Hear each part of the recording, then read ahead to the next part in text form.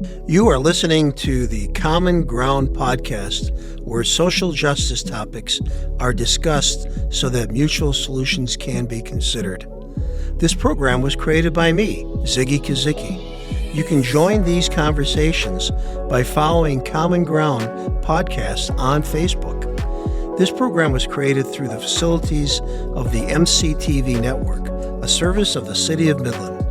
Charter, DirecTV, MCTV, and the City of Midland are not responsible for the content of this program. The views presented do not necessarily represent those of Charter, DirecTV, the City, or MCTV. If you would like to learn about creating community podcasts like this one, contact MCTV at 989-837-3474. Thank you.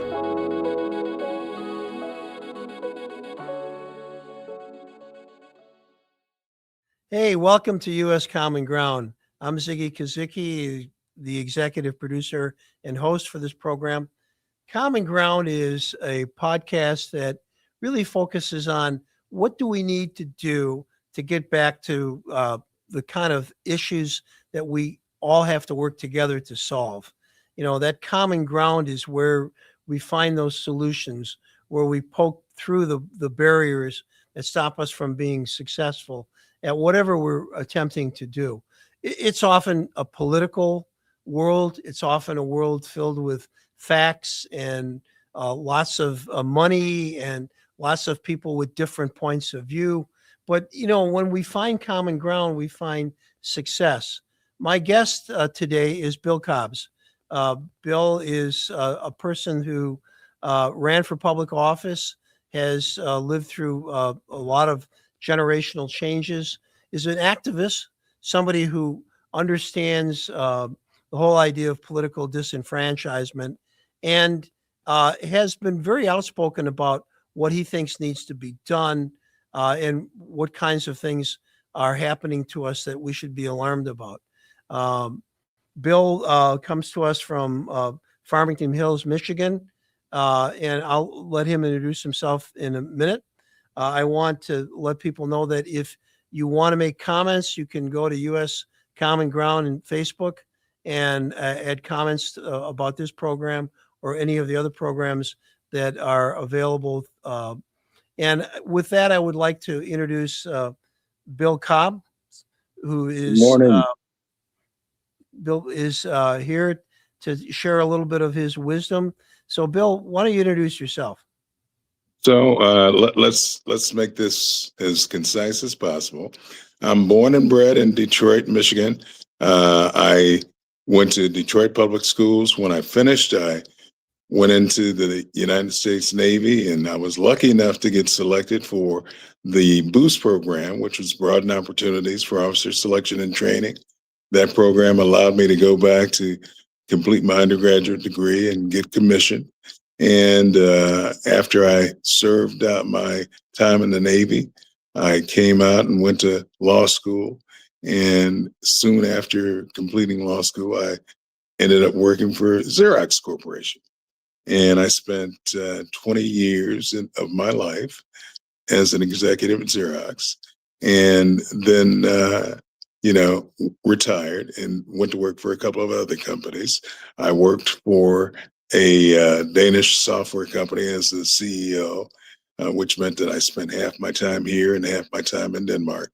And then finished up working for a electrical services company as the director of sales for a product that was really looking at opportunities to use DC lighting versus AC, and commercialize it so that we could have both a safer lighting kind of product and a more efficient lighting product. And that's really my background.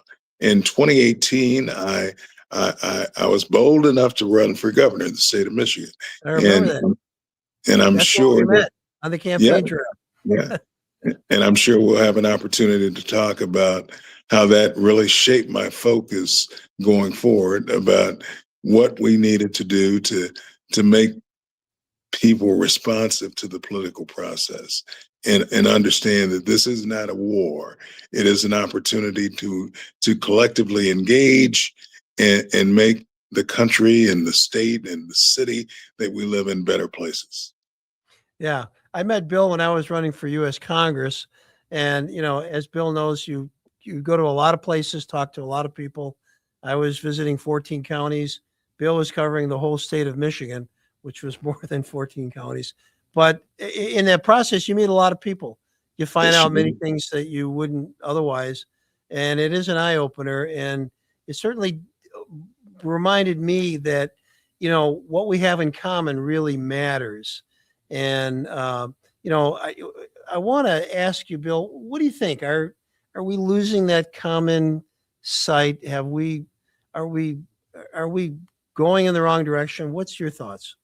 Well, the thing that I've noticed, Ziggy, is that we have literally split ourselves into two tribes, the Democrats and the Republicans. And rather than focusing on the opportunities to come together for the welfare and good of all of us, we are literally in a battle every day for the hearts and minds of the people, and we've really become very divisive in the way that we address the people, because if I happen to be a Democrat or an independent, I get painted with the brush of liberalism and wokeness, and people decide that they're going to not hear what I have to say.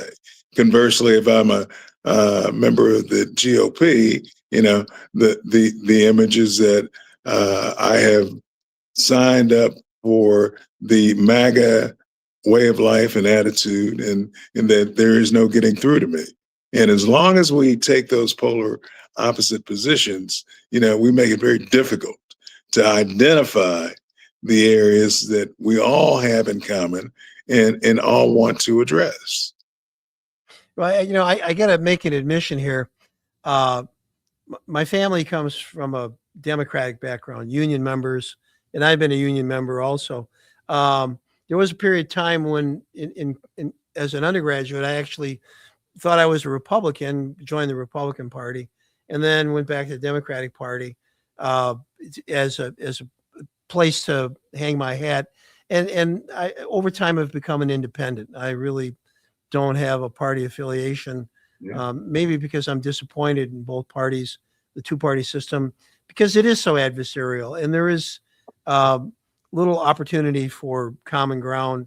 It seems as if you try to find common ground, you oftentimes get painted as somebody who's betraying the party banner, whatever that is.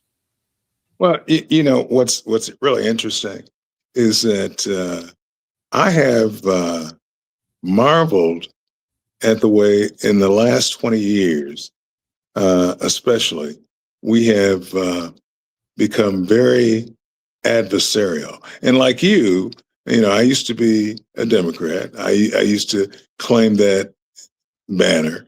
But after the election of 2018, I decided that I was really an independent, because I was prepared to hear whatever the candidates had to say that was going to service the people. And I think that somewhere along the way, we've forgotten that service to the community, to the people, is really what politics is all about.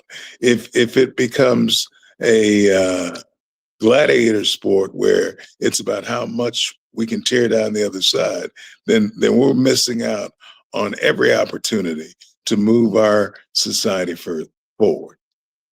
So politics isn't about getting somebody to give me a jet plane or to sponsor a golf tournament or buy my computer chips or have some military people wipe out my enemies. It's about something else.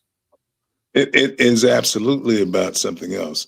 Right now, we're living in a state that could be one of the most prosperous and beautiful states in the country.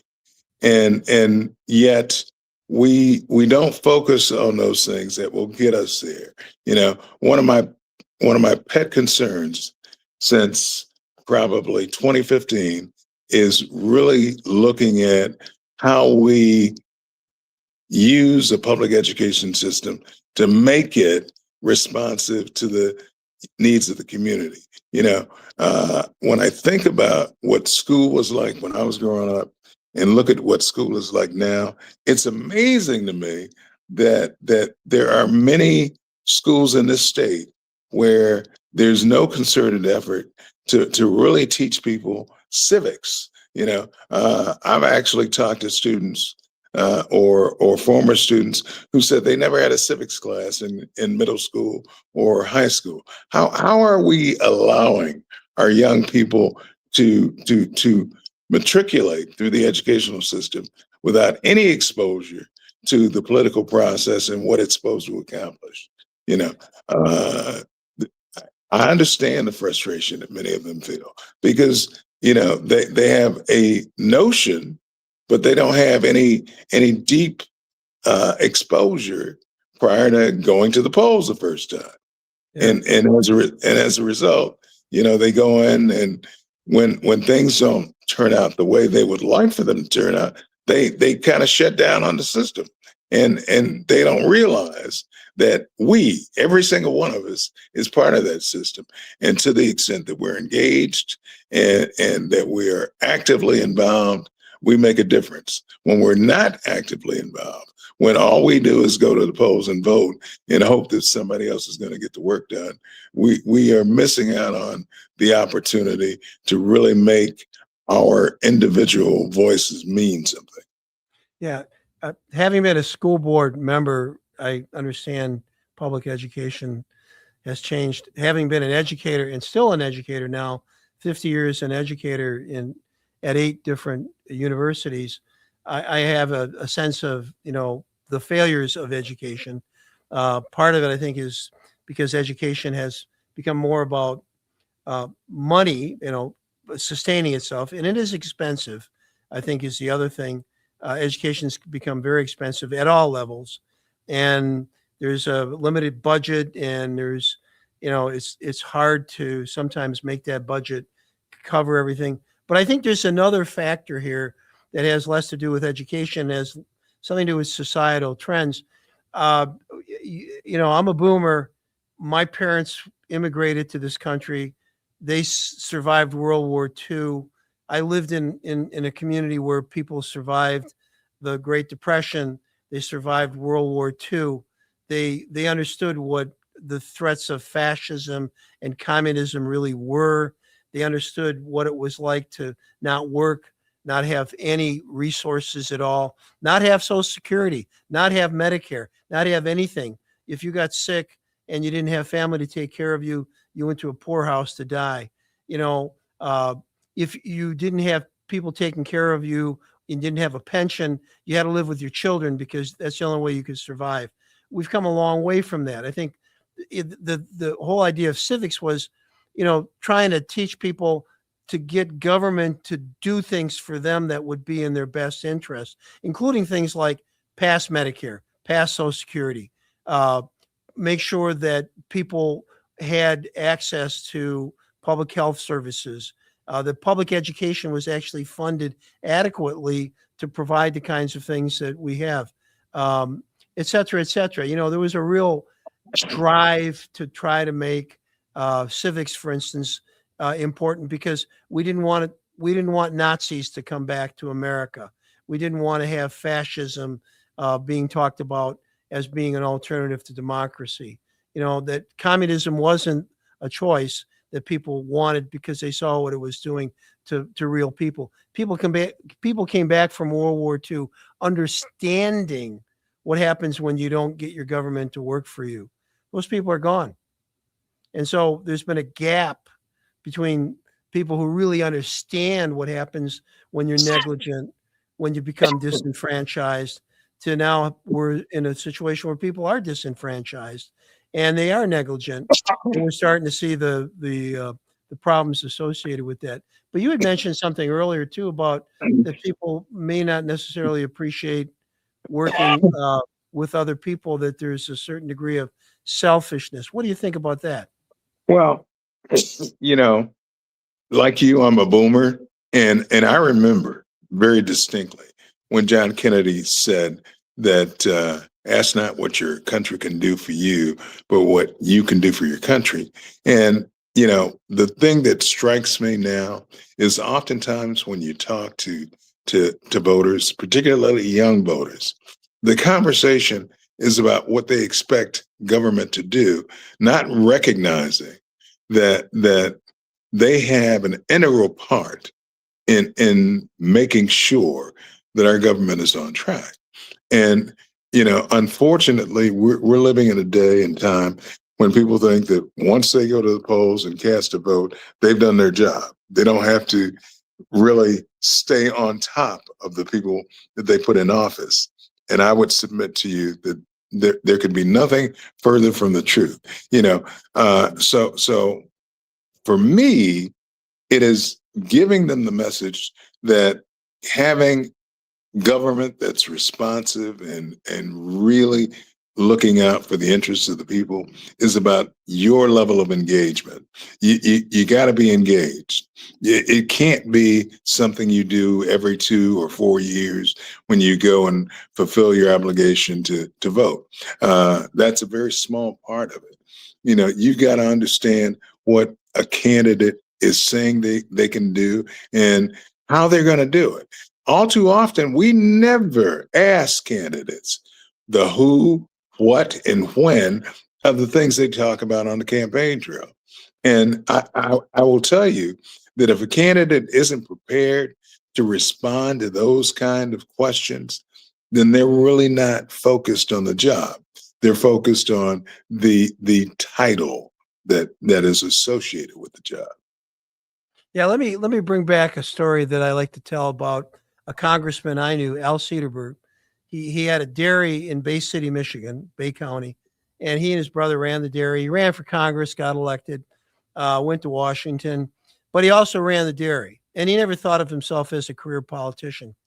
He used to have breakfast at a diner downtown every morning before he went to work at the dairy when he was in town. And if you wanted to talk to him, you went to the diner, and he would be there. And if you said, Mr. Cedarburg, can I talk with you? Sure, sit down, get a cup of coffee, and I'm going to have my eggs here. What do you got going? And they would talk. And I remember the discussions because I would go there, and a man would come in with his son, and have his son sit down next to Mr. Cedarburg and say, I'd like my son to go to West Point to military school. And Cedarburg would say, well, we only can send 2 people maybe from the state of Michigan, why would your son be the person I nominate? Tell me. And he would ask the son, why do you want to go there and so forth. But this discussion would take place while people were slinging hash, and there was no secret. Everybody knew what was going on. If somebody came in and said something about taxes or whatever, he tried to explain it to him and said, well, let me explain to you the situation here. This is why we're doing this. So there was this kind of common ground there at the diner where people could exchange ideas and so forth. And on a regular basis, like every day, the newspaper reporter was sitting right there, taking down the story. And that might appear in that daily paper, Congressman Cedarburg, blah, blah, blah. So the word was out. It was a community. There was a sharing. People were interested. People read the paper. People wanted to know what was going on. And Cedarburg felt accountable. And whether you stopped him on the street, at the church, or whatever, he would try to answer questions, try to be accessible. That's not the way we see congressmen now. That you basically don't get to talk to them. You get to talk to their aides oftentimes. But there's a certain thing that you just mentioned that made me think that people are voting less people going to the polls to vote, less people going to church, less people going to community kinds of activities and things that are going on. People are disenfranchising from the political process, disenfranchising from the community process. And it's this disenfranchisement that I think makes it possible for politicians, political parties, and so forth to just move over to where the money is and just collect money from people, especially since Citizens United made it possible for corporations to pour hundreds of millions of dollars into political campaigns and influence people and form these super PACs where they can get, unlimited amount of money to support their cause or whatever, maybe even get a job working there for their wife or daughter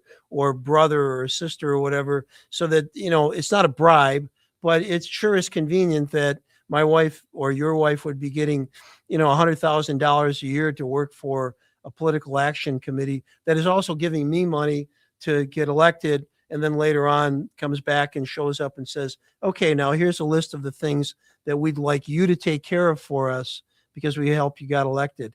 They're not asking you and I what we want because we're not in that picture. Well, quick anecdotal story for you that really breaks it down. When I was a candidate for governor, I remember giving a talk in front of a group, and one of the issues we were talking about is how I wanted to change the tax structure in the state of Michigan. That it was ridiculous for us to have a flat tax structure that didn't take into account the inequities in earnings that people had. So I wanted to roll out a tax structure that would be income-based. It wouldn't really change anything for folks making less than $200,000 a year. But for the high-earning people in the state, they would have a larger tax share that they were responsible for. So there's a guy in the audience, and he's about 55 years old. And he says, I hate that idea. And I said, well, sir, let me ask you a few questions. Tell me what you earn approximately now. He said, I make about $50,000 a year. And I said, and what is it you don't like about having a tax structure that is income driven? He said, well, one day I might get lucky and I might hit the lottery, and I don't think I should pay higher taxes because I have a higher income.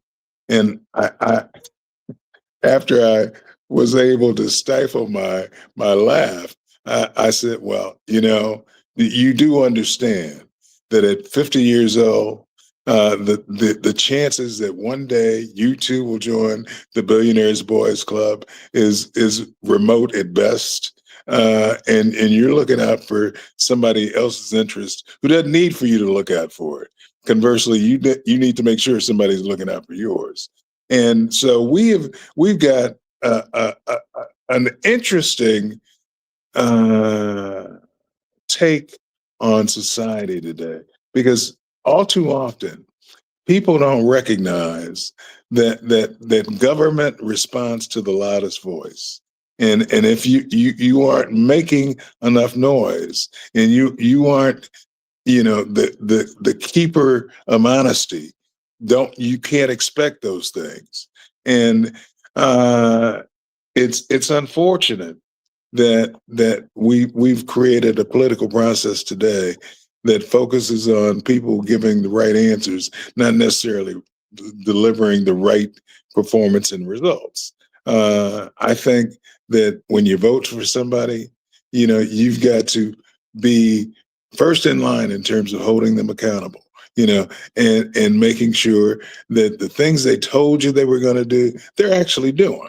That they have not sold their souls to the PACs and all the other folks that are buying their votes so they can influence how politics turns out. That's why we're in the position we are now. We don't have politics that are responding to the community, that are responding to the people. We have politics that are responding to the deepest pockets. And I know that in Michigan right now, we have a push to have data centers all over the state. Yeah. And and it's pitched to the public as an opportunity to create new jobs. Well, that's a false flag. They don't create new jobs. They eat up resources, and they never return the investment that the state puts in them. But if you don't understand, that a data center doesn't employ gobs and gobs of people, and it doesn't make a huge economic difference on the community, then you get pulled into it. And then after you pulled in and you start to experience it, you get bitter because you feel like you got sold a bill of goods, and you did, and you did. But you've got to make sure that you stay engaged enough so that you can separate what's real from what's not real. Well, when you talk about data centers, obviously they're going to use a lot of electricity, which is going to raise electrical rates for the population. They use a lot of water, which is going to create water shortages in some communities. It may even cause some of the water to become unusable for one reason or another. And like you said, they're temporary. I mean, data centers are going to come and go. They're going to build these buildings. They're going to be around 10 years, and then they're going to be vacant. They're going to be replaced by something else. And the jobs, if there were any, are going to disappear with them. Well, I don't think at this point in my life that I would ever run for another political office, but I'm still focused on making sure that we do the right things. And what's concerning for me now is that, let's take AI, for example. We got this technology that everybody in the world is falling in love with, and they don't understand that not having a regulatory framework for AI and just rolling it out, nilly-willy, without a plan, without a structure, we could push ourselves in the same kind of scenario that we faced in the 50s, 60s, and 70s when automation and robotics went on the factory floor. We got to understand that business wants what's going to cut out labor, because for every employee they can cut out and replace with a machine or whatever, that's money that flows right to the bottom line. Profit. That's right. Well, every administrator knows that the one place you can probably cut cost, because it's not a fixed cost, is in labor. And if you can automate, whether it's in healthcare, whether it's automating industries, whatever, that's a shortcut to the bottom line. Right. Return on investment increasing, and if people are laid off, it's not their fault. It's progress. But we're going to have to come to a conclusion here. But I want to have you come back. I want us to talk some more.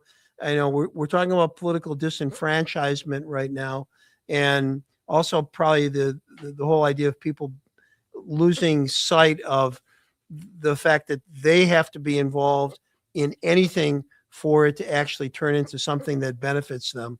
What's your concluding thought or comment on that? So I'll tell you this, Ziggy.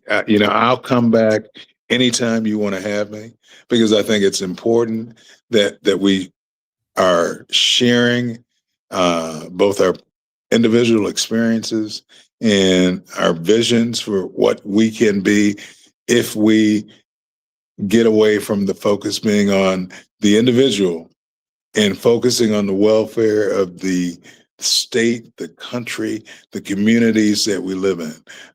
Because, if it's all about everybody standing alone, then we're done. We will be like every other creature that's ever walked this earth. Either you learn to adapt and to evolve, or you disappear. Are we going to become another one of the life forms that disappears? It's up to us. Yeah, I think that's really sobering to think that we may be responsible for our own demise because we're selfish. Yeah, crazy, isn't it? Yeah. Well, thank you for joining in this conversation, Bill. And I'm looking forward to us doing this again. And again, this is U.S. Common Ground. And if you're interested in making comments about this program or any of the programs, go to Facebook, U.S. Common Ground, and you can put Kozicki in there, Kozicki, if you want to help narrow it down. But I look forward to your comments. Bill, I look forward to more dialogue with you in the future. And I guess my parting comment on this is, we're stronger together than we are as individuals, and we need to find people that we can work with for our common interest, not necessarily for our selfish interest, but for the things that matter that are going to help all of us do better in one way or another. Thank you for joining us here today, and good luck to everybody out there. My pleasure, Ziggy. Have a great one. All right. Thanks, Bill. Thank you for listening to the Common Ground podcast, where social justice topics are discussed so that mutual solutions can be considered. This program was created by me, Ziggy Kozicki. You can join these conversations by following Common Ground podcast on Facebook. This program was created through the facilities of the MCTV network, a service of the City of Midland. Charter, DirecTV, MCTV, and the City of Midland are not responsible for the content of this program. The views presented do not necessarily represent those of Charter, DirecTV, the City, or MCTV. If you would like to learn about creating community podcasts like this one, contact MCTV at 989-837-3474. Thank you.